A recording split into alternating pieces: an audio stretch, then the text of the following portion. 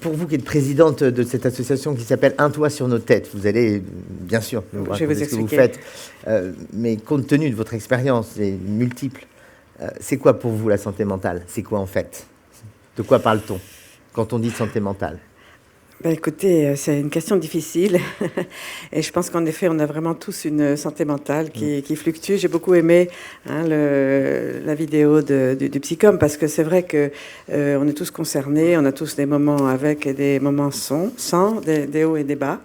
Et il y a aussi, bien sûr, des maladies qui s'introduisent dans ce schéma qui sont difficiles, très difficiles à vivre et qui sont peut-être pour l'instant pas encore assez bien expliquées, assez bien partagées, méconnues. Beaucoup, on s'aperçoit qu'il y a une énorme méconnaissance qui est un frein absolument considérable à beaucoup de choses pour l'accueil dans la société et pour la construction des parcours des personnes atteintes.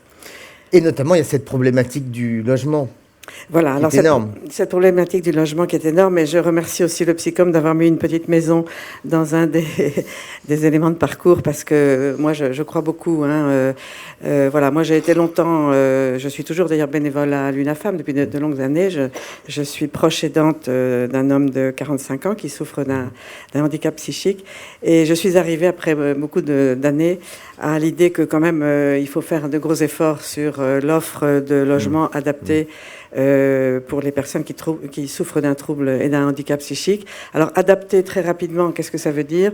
Ça veut dire un logement dans lequel on se sent bien, qu'on a soi-même choisi, mais pour lequel on est aussi avec d'autres personnes avec lesquelles on va pouvoir se mettre en relation positive.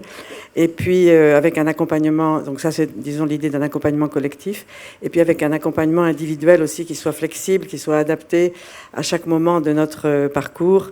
De temps en temps, on a beaucoup besoin. De temps en temps, au contraire, on a besoin de se sentir indépendant et débarrassé de tout accompagnement.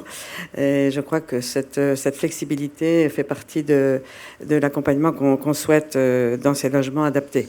Qui peut candidater à un logement adapté et quels sont les critères?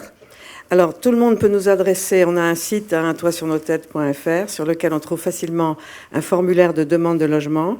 On a aujourd'hui à peu près une 50aine de personnes qui ont rempli ce formulaire et dans lequel on demande un petit peu des renseignements.